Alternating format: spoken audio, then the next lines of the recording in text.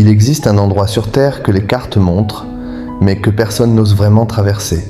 Une zone dont les pilotes parlent à voix basse, une région que les marins expérimentés contournent, même s'ils doivent naviguer des jours supplémentaires. On l'appelle le Triangle du Dragon.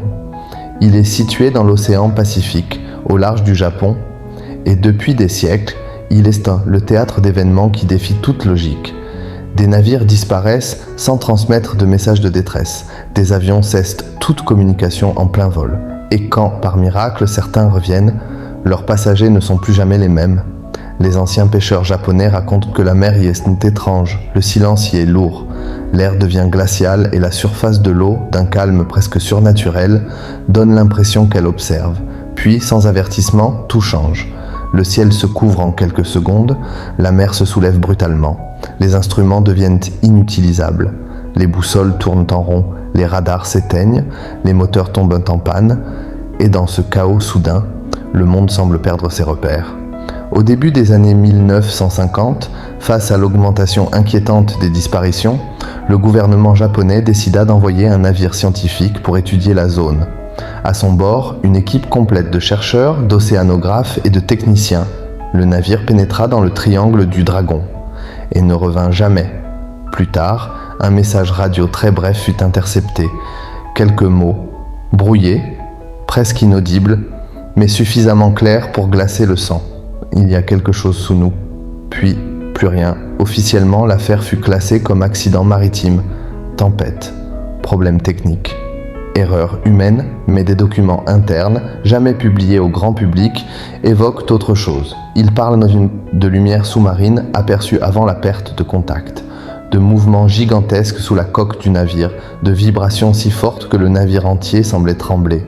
Certains scientifiques parlent de champs magnétiques puissants capables de désorienter les instruments. D'autres évoquent des poches de gaz sous-marines capables de faire couler un bateau en quelques secondes.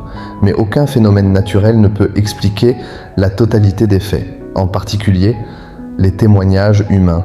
Des pêcheurs racontent avoir vu des lumières sortir de l'eau et s'élever vers le ciel. D'autres parlent d'ombres immenses glissant sous leurs bateaux, bien trop grandes pour être des baleines. Et quand on leur demande s'ils retournent pêcher dans cette zone, ils baissent les yeux et répondent que non, car certains racontent avoir entendu des sons sous-marins, pas des sons d'animaux, pas des bruits mécaniques, mais quelque chose qui ressemblait à des pulsations, comme un cœur immense battant sous l'océan.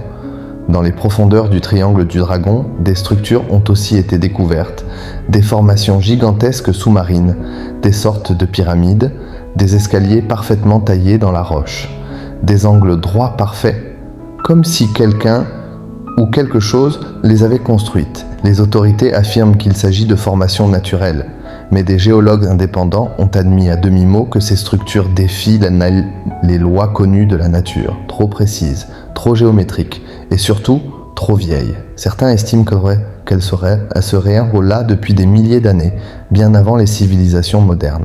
Alors qui les a construites? Et pourquoi sous la mer? Les satellites ont aussi enregistré des anomalies énergétiques régulières dans cette zone, des pics électromagnétiques puissants. Puis soudain, plus rien, comme si quelque chose s'active, puis se rendort. Certains pensent que le triangle du Dragon abrite une base secrète, d'autres croient à un portail dimensionnel, et les plus extrêmes parlent d'une présence non humaine, une intelligence ancienne, une force qui n'a jamais quitté notre planète. Et si certaines zones du globe étaient interdites à l'homme pour une raison bien précise? Et si le triangle du Dragon n'était pas seulement un endroit dangereux, mais un endroit surveillé? Peut-être qu'au fond de cet océan, quelque chose attend, quelque chose observe, et peut-être qu'il vaudrait mieux ne jamais le déranger, car ceux qui ont disparu dans le triangle du Dragon ne sont jamais revenus.